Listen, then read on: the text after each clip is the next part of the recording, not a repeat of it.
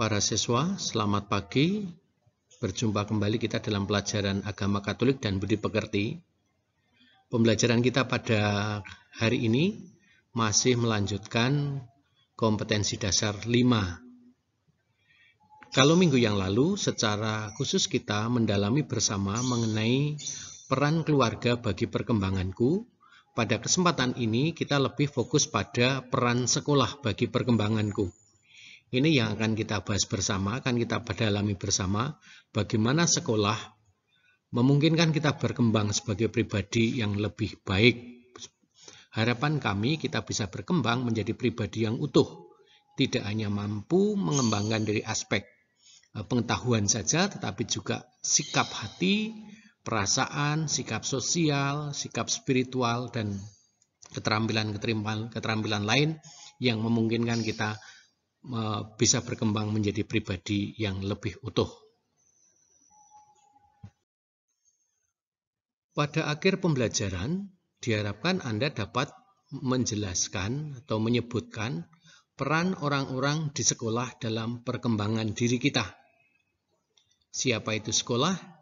Orang-orang yang berperan di dalam sekolah, yang ada di sekolah, dan semuanya itu berperan penting di dalam perkembangan diri kita. Yang kedua, menjelaskan sikap yang perlu dikembangkan di dalam belajar. Bagaimana kita mengembangkan diri sebagai seorang pelajar? Apakah kita hanya melulu mengejar kemampuan intelektual saja? Ataukah aspek-aspek lain yang juga perlu kita kembangkan?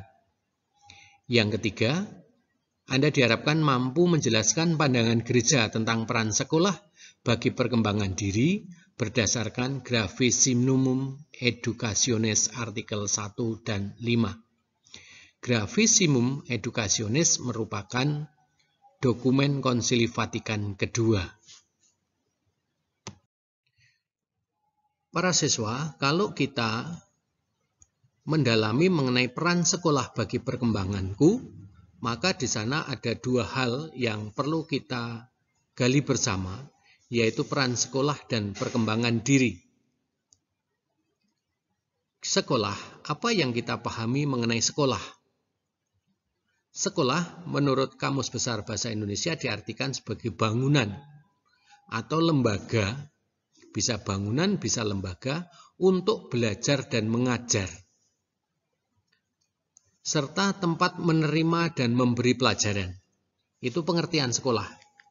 Jadi, sekolah bisa diartikan sebagai bangunan. Kalau Anda pergi ke sekolah itu ke tempat yang namanya bangunan sekolah. Tetapi sekolah bisa diartikan sebagai lembaga, organisasi. Organisasi tentang apa? Untuk tempat untuk belajar dan mengajar. Jadi Anda sebagai pelajar mendapatkan pembelajaran dan di sana ada guru yang memberikan pelajaran. Serta tempat menerima dan memberi pelajaran. Itu yang dimaksud dengan sekolah. Nah, sekolah bisa diartikan sebagai waktu atau pertemuan ketika murid diberi pelajaran. Ya, kadang-kadang Anda mengatakan, aku sedang sekolah. Artinya Anda sedang mendapatkan atau Anda berada pada suatu waktu atau pertemuan ketika Anda mendapatkan pembelajaran. Kemudian sekolah juga bisa diartikan sebagai usaha menuntut kepandaian. Jadi sekolah itu bisa diartikan sebagai usaha menuntut kepandaian. Kalau dalam pengertian ini, apakah sekolah harus selalu dalam bentuk gedung? Tidak. Ya, sekolah ini bisa menjadi tempat lain selain gedung sekolah yang secara formal itu ada. Ya, bisa juga Anda berusaha di tempat kursus. Ya, itu juga bisa dikatakan sebagai sekolah untuk menuntut kepandaian. Kepandaian dalam hal apa? Macam-macam. Kepandaian dalam hal Anda lebih menguasai di bidang bahasa misalnya. Anda kursus bahasa Inggris, bahasa Jepang, bahasa Mandarin dan sebagainya. Itu tidak selalu pada nama sekolah, misalnya SMP Stella Duce 1, bukan seperti itu. Tetapi mungkin lembaga kursus. Nah, ini yang dimaksud dengan sekolah. Yang berikutnya, kita mari mencoba melihat mengenai pengembangan diri. Dalam konteks sekolah ini tujuannya adalah kita mengembangkan diri. Apa yang dikembangkan? Yang dikembangkan dalam sekolah adalah pengetahuan, keterampilan, dan sikap. Jadi ada pengetahuan, macam-macam pengetahuan, misalnya Anda belajar tentang sejarah, pengetahuan mengenai kerajaan pertama yang ada di Indonesia misalnya. Kerajaan tertua di Indonesia itu di mana misalnya. Di mana letak kerajaan Sriwijaya, atau kapan kerajaan Majapahit, siapa raja-rajanya dan sebagainya. Ini pengetahuan. Sedangkan keterampilan yang lain, keterampilan ya, berkaitan dengan keterampilan, kalau Anda praktek misalnya kemampuan berbahasa, Anda praktek di depan kelas berbicara menggunakan bahasa Inggris. Ini keterampilan. Nah, selain berbahasa Inggris, Anda menggunakan bahasa Indonesia atau bahasa Jawa pun, Anda berbicara di depan kelas, di depan teman-teman Anda, di sana juga merupakan keterampilan. Anda terampil mengungkapkan gagasan, pendapat Anda di hadapan banyak orang. Ini perlu latihan. Kadang-kadang kalau kita berbicara di depan orang, di banyak orang begitu, membutuhkan keberanian, ya, membutuhkan juga kebiasaan, karena belum tentu setiap orang siap untuk bisa berbicara di depan banyak orang, lalu bisa berbicara secara lancar, runtut, ya, alur pikirannya jelas, begitu belum tentu. Kadang-kadang diwarnai rasa takut, diwarnai rasa minder, ya, bahkan nervous dan sebagainya. Ini yang terjadi. Nah, maka ini perlu dilatih pada saat kita sekolah. Nah, selain itu, di sekolah kita juga dikembangkan mengenai sikap. Sikap apa? Kita belajar mengenai sikap jujur misalnya. Nah, sikap jujur itu harus kita latih. Karena kalau tidak ada, kita tidak membiasakan diri menjadi pribadi yang jujur, maka segala hal diupayakan, segala cara diupayakan untuk kepentingan diri sendiri. Tetapi kalau kita belajar menjadi jujur, misalnya saat ulangan, ada keinginan untuk melihat catatan misalnya. Karena menjawab pertanyaan yang ada di soal ulangan itu, Anda lupa jawabannya apa, tapi tahu di mana tempatnya jawaban itu di catatan, tahu misalnya. Lalu Anda berupaya, tak membuka catatan, biar bisa menjawab pertanyaan ini. Nah, itu sikap tidak jujur seperti itu. Nah, ketika sikap tidak jujur macam itu terjadi terus-menerus, maka menjadi pembiasaan yang tidak baik. Maka perlu ada keberanian. Perlu ada keberanian untuk apa? Untuk melepaskan diri dari keinginan untuk melihat catatan seperti itu. Nah, ini sikap jujur ini juga perlu dilatih. Ya, perlu dibiasakan. Kita perlu berpikir di mana aspek untung ruginya bagi sikap kita. Karena kalau kita tidak jujur, itu juga dampaknya mungkin juga akan menjadi lebih buruk lagi. Kita malas belajar, nanti mudah aja lah, lihat dia catatan, ngapain harus belajar keras. Nah, muncul sikap-sikap macam itu misalnya. Tetapi ketika Anda mengembangkan sikap jujur, lalu ada daya juang. Ketika kemarin saya ulangan ini tidak bisa, maka besok akan mengupayakan belajar lebih banyak lagi, misalnya macam ini. Nah, ini sikap. Sikap lagi berkaitan dengan sikap sosial misalnya, memberikan komentar pada orang lain yang positif. Ini juga perlu dibiasakan. Nah, maka ketika Anda mengucapkan hal-hal atau kata-kata yang tidak pantas dan itu didengar guru misalnya, lalu guru mengingatkan Anda, ini Anda belajar untuk apa? Untuk mengembangkan sikap yang baik. Anda diingatkan oleh guru, awas, kata-kata Anda itu tidak baik untuk diucapkan kepada orang lain misalnya. Atau setiap kali saya menyampaikan kepada Anda juga ketika berkomentar di media sosial.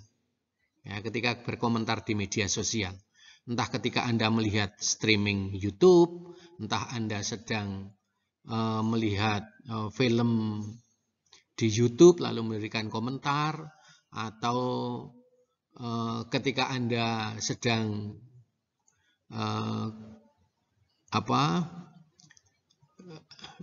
Zoom meeting misalnya, atau Google Meet, lalu di sana ada kesempatan chatting.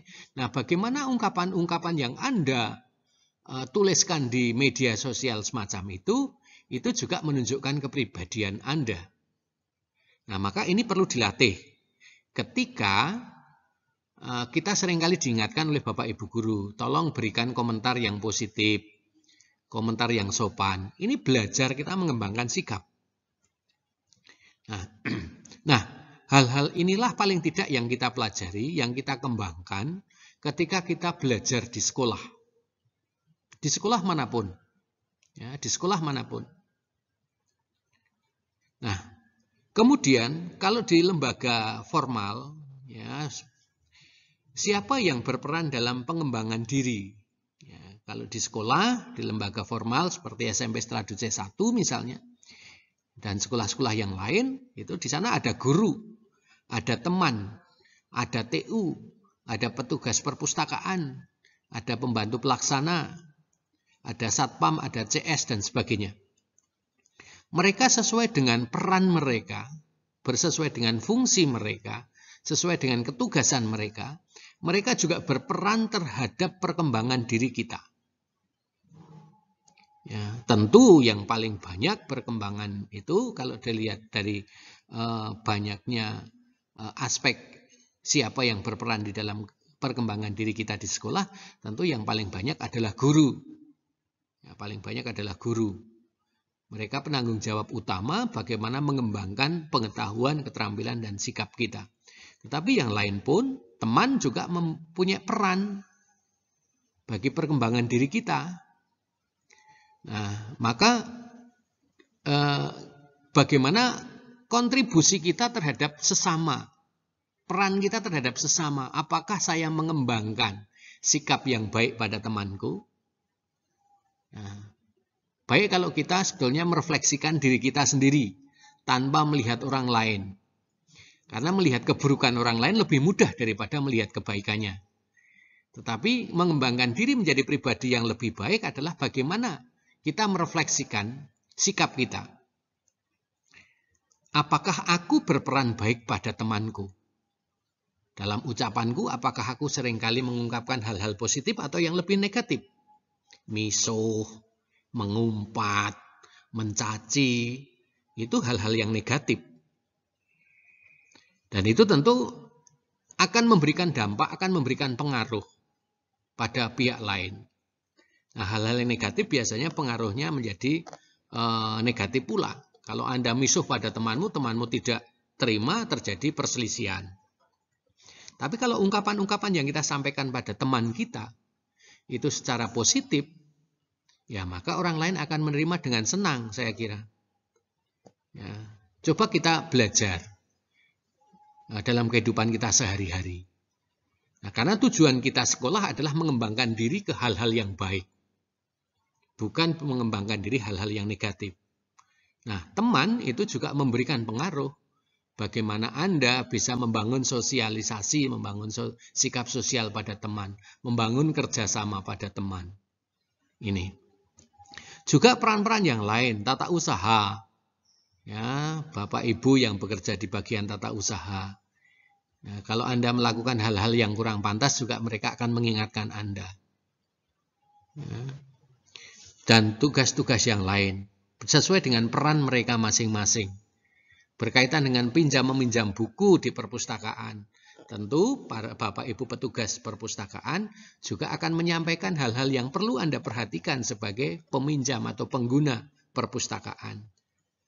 Nah, ini yang perlu kita renungkan, perlu kita sadari bersama, selain kita perlu mengembangkan diri dari aspek pengetahuan.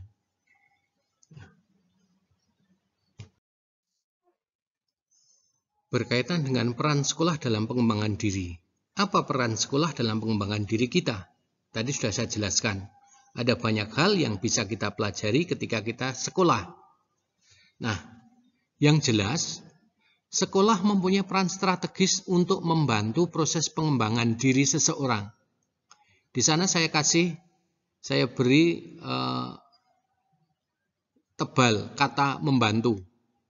Nah, memang sekolah itu perannya membantu kita dalam mengembangkan diri.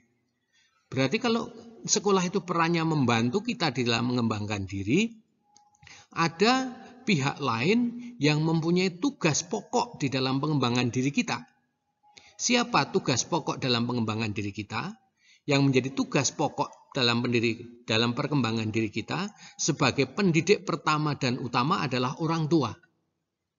Nah, maka mengembangkan keterampilan, pengetahuan, sikap di sana, mestinya ini menjadi tanggung jawab utama orang tua. Sekolah membantu saja. Persoalannya, karena orang tua tidak mungkin menguasai sekian banyak pengetahuan yang harus diajarkan kepada anaknya. Maka kalau porsi utama di dalam pengembangan diri kita itu di sekolah itu lebih pada pengetahuan, ya, keterampilan, baru sikap. Tetapi kalau di rumah, di dalam keluarga, mestinya sikap itu menjadi hal yang utama yang menjadi tanggung jawab orang tua. Baru keterampilan dan pengetahuan.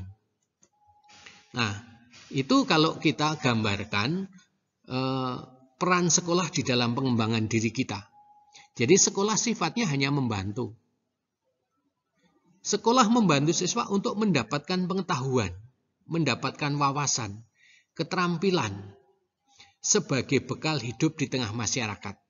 Semua sebetulnya di dalam keluarga pun orang tua mendidik kita dalam aspek sikap sosial, ya, dalam aspek sikap kita itu nantinya berguna bagi kehidupan kita. Jadi mengembangkan diri mempersiapkan kita untuk mampu hidup di tengah masyarakat ketika kita harus mandiri, tidak lagi tergantung pada orang tua. Ini. Jadi sekali lagi saya katakan, sekolah sebetulnya peran strategisnya adalah membantu proses pengembangan diri kita. Yang menjadi tugas pokok dan tugas utama dalam pendidikan kita sebagai seorang pribadi adalah orang tua. Nah, sekarang kita sebagai anak-anak yang masih dalam proses perkembangan diri, yang masih dalam proses mengembangkan kepribadian kita, maka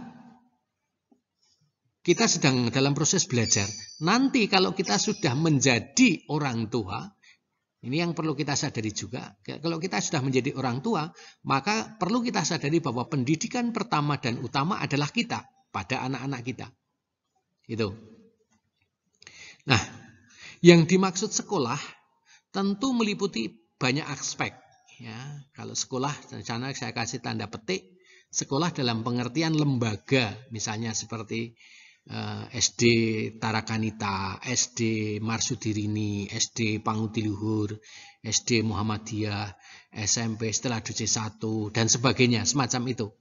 Itu tentu ada banyak aspek.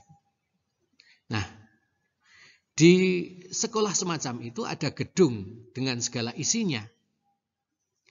Nah, di sekolah macam itu ada gedung dan segala isinya. Isinya apa saja yang ada di sana? Ada guru, ada TU, ada petugas perpustakaan, ada pembantu pelaksana, ada satpam, ada CS, tetapi juga ada banyak perabotan yang ada di dalamnya. Itu kalau sekolah. Kalau dari segi manusianya itu guru, ada TU, ada petugas perpus, ada PP, satpam, dan CS. Kalau dalam sekolah dalam konteks gedungnya berarti di sana gedung dengan segala isinya. Ada bangku, ada meja, ada hal lain banyak sekali yang ada di sana. Nah, sesuai dengan tugas dan fungsinya, guru TU, petugas perpus, pembantu pelaksana, satpam, CS, dan sebagainya, mereka berperan dalam proses pengembangan diri kita. Tadi sudah saya sebutkan bahwa mereka itu berperan sesuai dengan tugas fungsi mereka. Tetapi yang paling banyak di dalam pengembangan diri kita, yang berperan banyak di sekolah dalam pengembangan diri kita adalah Bapak Ibu guru. Tetapi mereka yang ada TU, ada petugas perpus, ada pembantu pelaksana, ada satpam, ada CS dan sebagainya, itu juga membantu perkembangan diri kita.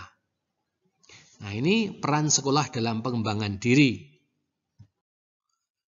Berikutnya, bagaimana peran guru dalam pengembangan diri kita? Atau apa peran guru dalam pengembangan diri kita?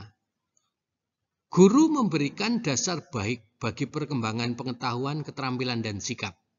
Jadi, guru memberikan dasar yang baik. Nah, dasar yang baik. Artinya apa? Hal-hal yang diberikan Bapak Ibu guru masih merupakan hal dasar yang perlu kita kembangkan, apalagi di zaman teknologi yang berkembang begitu baik saat ini. Anda bisa belajar dari pengetahuan-pengetahuan baik yang dapat kita temukan di jaringan internet misalnya, di luar yang disampaikan Bapak Ibu guru. Nah, maka dari itu perlu dipahami bahwa Bapak Ibu guru memberikan dasar baik bagi perkembangan diri kita. Kita masih harus mengembangkan diri. Bapak Ibu guru juga memberikan pengetahuan atau wawasan. Contohnya, dalam pelajaran bahasa Indonesia, Bapak Ibu guru memberikan pengetahuan bagaimana cara membuat puisi. Atau syarat-syarat membuat puisi itu seperti apa. Atau jenis-jenis puisi. Ada puisi lama, puisi baru, puisi modern misalnya seperti itu. Nah, beberapa mereka memiliki ciri. Apa cirinya? Puisi lama itu cirinya apa misalnya? Itu contoh bagaimana Bapak Ibu guru memberikan wawasan, memberikan pengetahuan. Bapak Ibu guru memberikan keterampilan, atau di sekolah kita mendapatkan keterampilan. Kita diajari mengekspresikan perasaan melalui karya tulis, berupa puisi misalnya. Itu keterampilan yang kita terima. Dan tentu masih ada banyak keterampilan-keterampilan lain yang perlu kita dalami bersama. Lalu dari aspek sikap, kita diajari untuk menghargai karya orang lain misalnya. Jadi ketika kita mengikuti apresiasi sastra, misalnya kita mendengarkan teman kita membacakan puisi hasil karyanya misalnya. Di sana kita diajari bagaimana menghargai karya orang lain. Tetapi kalau kita, misalnya teman kita sedang membacakan puisi di depan kita, lalu kita tidak memperhatikan atau kita mencela mereka, kita memberikan penilaian negatif misalnya pada mereka, bahkan mungkin menghina, maka itu kita tidak sedang belajar menghargai karya orang lain. Nah, apapun yang dibuat oleh orang lain dengan segala kekurangannya, karena kita pun juga memiliki kekurangan, perlu kita hargai. Bagaimana caranya? Kita mendengarkan dengan baik. Kalau memberikan kritik-kritik yang baik, yang membangun, bukan mencela. Sekarang ini ada banyak orang yang berupaya mengatakan diri mengkritik, tetapi bukan mengkritik, tetapi mencela, bahkan menghina. Itu bukan kritik. Celaan, menghina itu bukan kritik. Kritik selalu harus memberikan kesempatan orang yang dikritik untuk mengembangkan diri, memperbaiki apa yang dia lakukan. Maka kritik yang kita berikan dengan bahasa yang baik pula. Nah, ini adalah peran guru dalam pengembangan diri. Lalu peran teman bagaimana? Karena di sekolah juga kita punya teman-teman. Teman dapat menjadi tempat untuk berbagi pengalaman belajar. Nah, teman bisa menjadi tempat untuk berbagi pengalaman belajar. Anda bisa belajar dengan temanmu. Seandainya Anda mengalami keterbatasan memahami mata pelajaran tertentu misalnya. Ya, kalau saya memang lemah di bidang matematika, saya bisa belajar pada temanmu, teman kita yang lebih menguasai matematika misalnya. Nah, ini tempat kita belajar. Belajar pengetahuan, keterampilan, dan juga sikap. Bahkan kadang-kadang teman menjadi lebih berperan banyak di dalam perkembangan diri kita. Anda mungkin lebih percaya kalau diingatkan teman daripada diingatkan bapak ibu, orang tua, atau guru misalnya. Kadang-kadang seperti itu. Tetapi hati-hati berteman juga, artinya kita juga perlu selektif karena kita memiliki kepribadian yang berbeda. Kita memiliki sikap yang berbeda. Kita memiliki cara pandang yang berbeda terhadap banyak hal dalam kehidupan kita sehari-hari.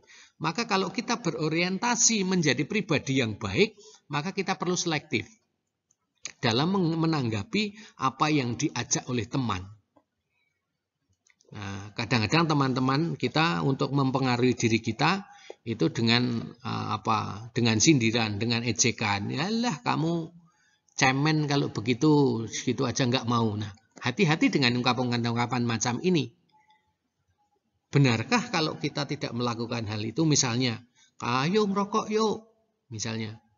Kamu mengatakan tidak, lalu kamu dikatakan, alah kamu anak laki-laki, nggak mau ngerokok, cemen lo. Nah, misalnya seperti itu. Benarkah kalau Anda tidak merokok lalu menjadi cemen? Tidak kan? Nah, kita perlu selektif dalam hal macam ini. Tetapi kita sendiri juga perlu hati-hati di dalam memberikan komentar ajakan pada teman yang lain. Apakah ajakan kita juga merupakan ajakan hal yang positif atau ajakan yang negatif demi teman Anda mau mengikuti ajakan Anda?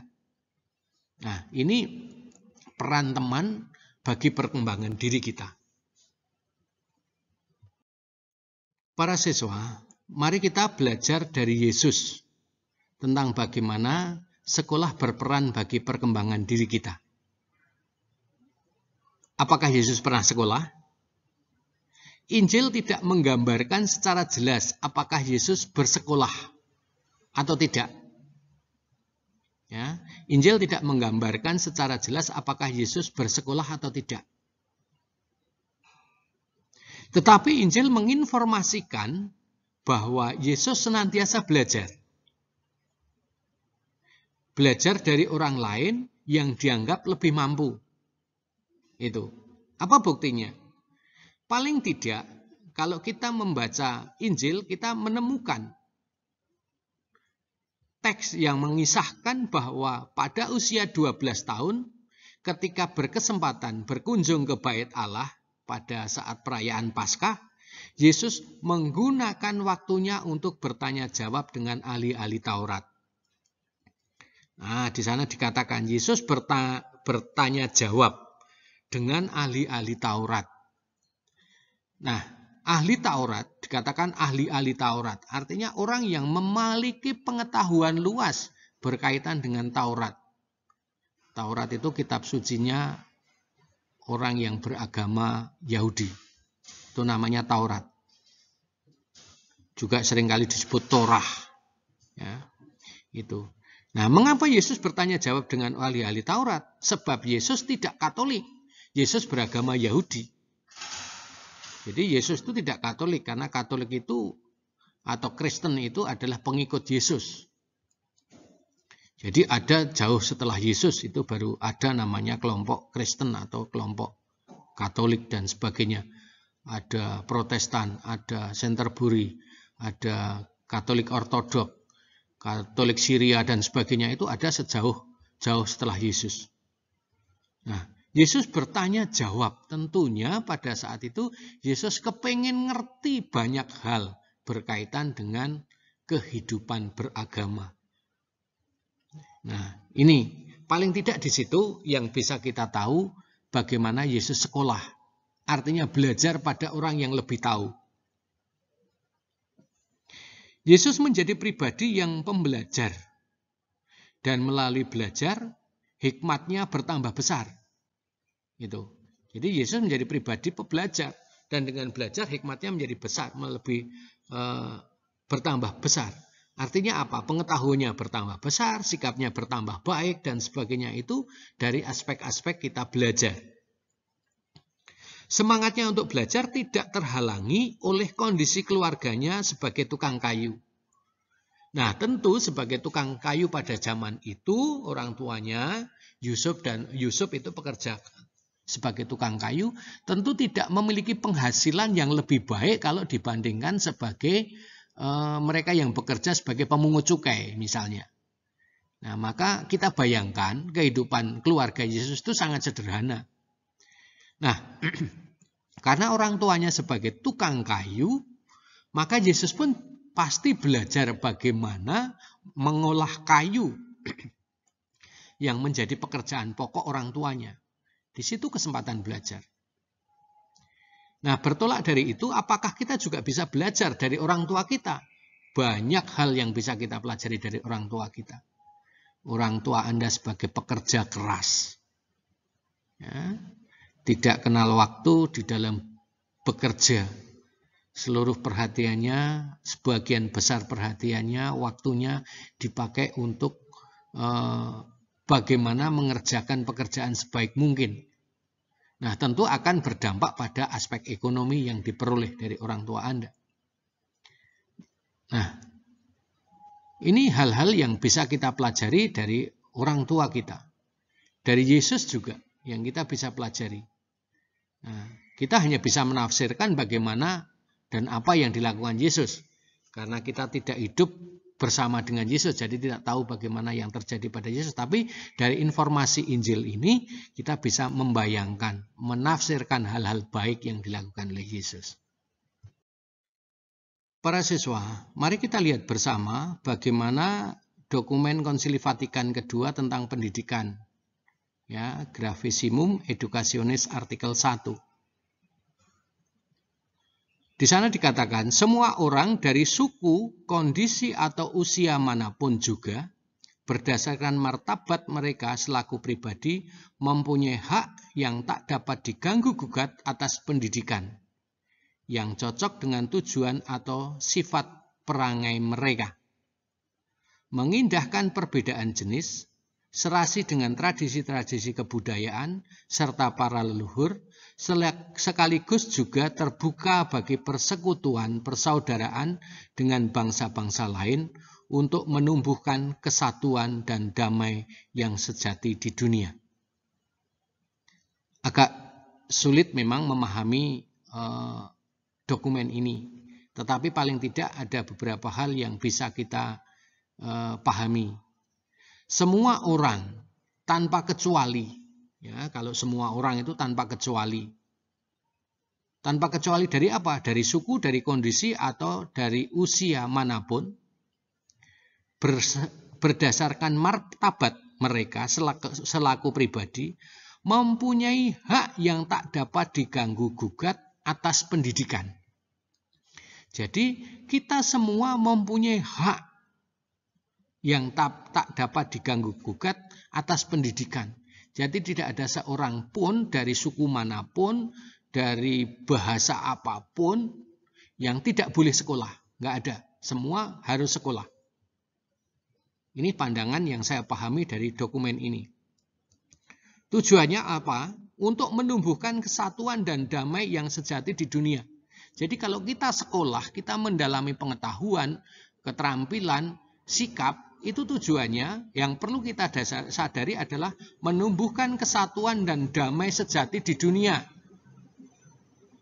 Maka dapat menjadi parameternya, indikatornya, apakah dari hasil belajar kita itu yang kita lakukan itu menumbuhkan kesatuan, damai, dan sejati atau tidak bagi orang-orang yang ada di sekitar kita.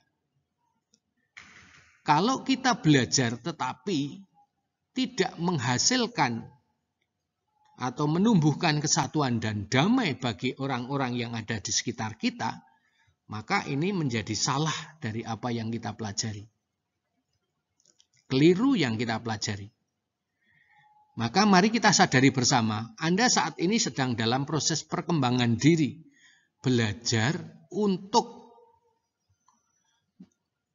membangun wawasan yang baik, keterampilan yang baik, kemudian sikap yang baik, demi apa? Terwujudnya kesatuan dan damai. Nggak usah luas-luas bagi dunia, seluruh dunia, nggak usah. Tetapi bagi orang-orang di sekitar kita. Nah, disitulah lalu makna kita sekolah menjadi sangat baik. Tetapi kalau apa yang kita pelajari tidak menumbuhkan kesatuan dan damai bagi orang-orang di sekitar kita, maka kita perlu memperbaiki hal itu. Tujuan pendidikan dalam arti sesungguhnya ialah mencapai pembinaan pribadi manusia. Jadi tujuan pendidikan itu untuk mencapai pembinaan pribadi kita. Kepribadian yang apa? Yang baik tentu. Maka saya sangat ngeri ketika melihat komentar-komentar di media sosial. Kemudian juga video-video YouTube yang kesannya itu mencela kelompok lain, keyakinan lain, orang yang memiliki agama yang lain, yang tidak sesuai dengan keinginan dia, kemauan dia, itu dengan ungkapan yang sangat ngeri bagi saya. Ya. Ini yang perlu kita sadari, apakah kita mau seperti itu? Nah, kalau akan menjadi orang yang mudah mencela, orang yang mudah menghina orang lain, nggak perlu sekolah di sekolah formal macam ini. Ya.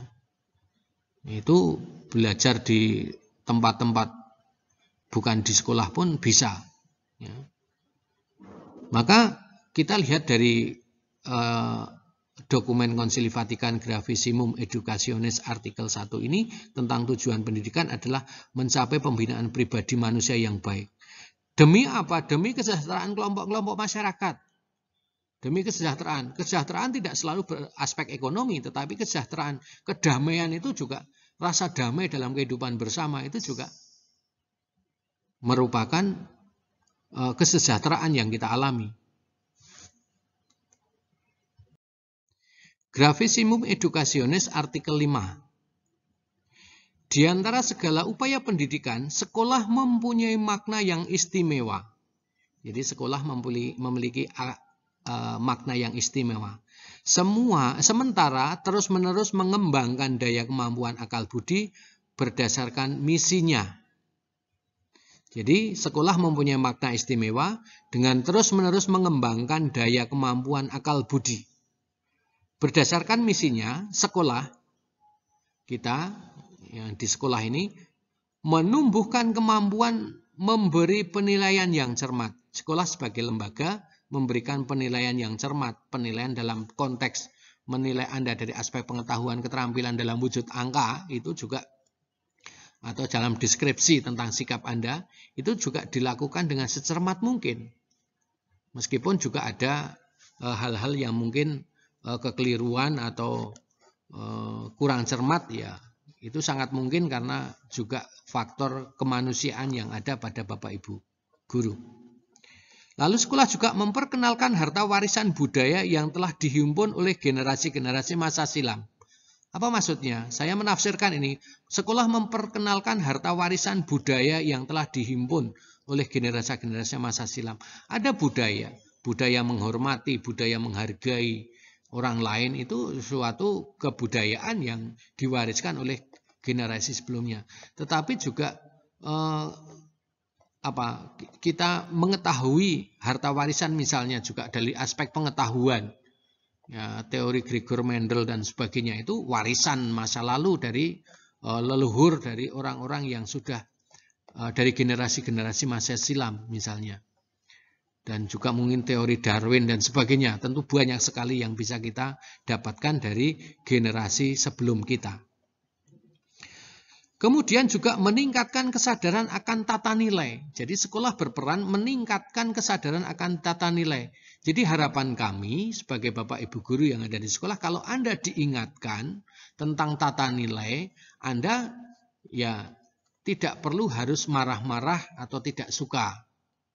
Ya, karena itu memang kewajiban dari sekolah ini untuk membangun tata nilai yang baik. Sekolah juga menyiapkan siswa untuk mengelola kejujuran tertentu. Kejuruan tertentu. Ya. Kejuruan tertentu. Kejuruan itu artinya keterampilan-keterampilan tertentu. Misalnya keterampilan di bidang teknik otomotif misalnya, keterampilan di bidang teknik komputer misalnya, itu seperti itu. Lalu memupuk rukun persahabatan antara para siswa yang beraneka watak perangai maupun kondisi hidupnya. Jadi sekolah itu berperan memupuk rukun persahabatan. Nah, maka kalau terjadi perselisihan pasti Anda akan diingatkan oleh Bapak Ibu guru. Kalau Anda perselisihan dengan teman dan sebagainya. Karena apa? Tujuan kita adalah bagaimana memupuk ya, persahabatan di antara kita para siswa yang kita memiliki watak perangai yang berbeda. Entah itu karena faktor budaya kita yang berbeda, kebiasaan kita yang berbeda. Kita sudah mempelajari kemarin pada beberapa waktu lalu bahwa kita itu unik satu terhadap yang lain, berbeda terhadap satu yang lain. Ya, itu. Maka dengan kondisi kita macam itu, kadang-kadang memungkinkan terjadi gesekan yang ketidakrukunan itu bisa terjadi. Nah, sekolah juga mengembangkan sikap saling memahami. Nah, ini penting ini, saling memahami itu penting. Kadang-kadang kita ingin dipahami tetapi tidak mau memahami. Tolong ini menjadi kesempatan untuk menyadari diri. Nah, apakah saya sering kali menuntut orang lain tetapi saya tidak suka dituntut? Kalau begitu berarti kita tidak mengembangkan sikap saling memahami. Nah, memahami artinya mengerti kondisi orang lain. Mengerti, memahami, menerima kondisi orang lain. Nah, ini penting bagi kehidupan kita sebagai komunitas manusia.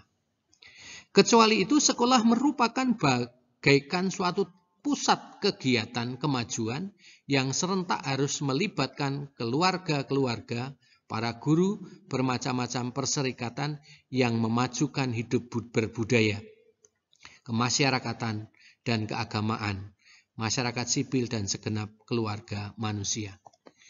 Ini penjelasan saya berkaitan dengan dokumen Konsili Vatikan kedua mengenai pendidikan, yaitu pada Gravissimum Educationis artikel 15. Para siswa, itu tadi penjelasan saya berkaitan dengan pemahaman kita mengenai peran sekolah bagi perkembangan diri kita. Mungkin di antara Anda masih ada yang belum jelas berkaitan dengan penjelasan saya. Seandainya masih ada, bisa Anda tanyakan melalui chatting yang ada di Google Classroom pada bagian pelajaran agama Katolik. Nanti akan saya usahakan untuk menjawabnya. Nah, pada kesempatan ini sebagai upaya untuk mendalami bersama mengenai peran sekolah dalam perkembangan diri kita, saya berikan beberapa contoh persoalan yang perlu Anda refleksikan dan Anda memberikan tanggapan, argumentasi terhadap tugas ini. Yang pertama, sikap terhadap pelajaran. Susan hobi bermain basket. Dia bukan atlet, tetapi sebagian besar perhatiannya, waktu, tenaga, pikiran untuk bermain basket. Bila sudah di lapangan basket, ia lupa banyak hal. Tetapi ketika harus mengikuti pelajaran seperti bahasa, IPA, matematika, ia merasa tidak berminat. Bila mungkin, ia melarikan diri dari pelajaran tersebut untuk ke lapangan basket. Beberapa kali ketika pelajaran IPA, ia meninggalkan kelas tanpa pamit dan bersembunyi di UKS karena merasa malas mengikuti pelajaran tersebut. Apa pendapatmu tentang sikap Susan seperti ini? Tolong Anda berikan argumentasi. Yang kedua, sikap terhadap guru, tata usaha, petugas perpus, pembantu pelaksana, satpam, cleaning service. Pak Herman, guru agama, marah kepada Henry. Sebab saat mengikuti pelajaran, Henry tidak memperhatikan pelajaran, malah lempar-lemparan kertas dengan temannya. Beberapa kali Pak Herman mengingatkan Henry, tetapi ia tetap tidak mengubah sikapnya. Setelah menjelaskan materi, Pak Herman bertanya kepada Henry, apa yang telah dijelaskan Pak Herman? Tetapi Henry tidak dapat menjawab, hanya diam saja karena tidak tahu. Pak Herman marah karena beberapa teman terganggu atas sikap Henry. Henry pun diminta keluar kelas untuk tidak mengikuti pelajaran sampai selesai. Bagaimana pendapatmu tentang sikap guru terhadap Henry? Apa pendapatmu jika Henry itu adalah Anda? Yang ketiga, sikap dalam belajar. Bagi Jenny, prestasi belajar sangat penting. Ranking 1 merupakan tolok ukur keberhasilan belajarnya. Karena itu, Jenny belajar dengan sungguh-sungguh. Baginya, memperoleh nilai 85 adalah kegagalan. Dengan demikian, segala upaya dilakukan. Mencontek pun dia lakukan demi mendapat nilai sempurna. Apa tanggapan Anda? Bagaimana pendapatmu mengenai sikap Jenny ini? Tolong Anda paparkan. Para siswa, paling tidak ada 3 pertanyaan yang perlu Anda berikan jawaban. Tolong Anda belajar mengeksplorasi pemahaman Anda, pengetahuan Anda, lalu juga kemampuan Anda mengungkapkan pendapat Anda dalam bentuk tulisan. Nah, itu yang lebih penting bagi saya. Ya, Anda bagaimana mengungkapkan gagasan Anda dalam bentuk tulisan.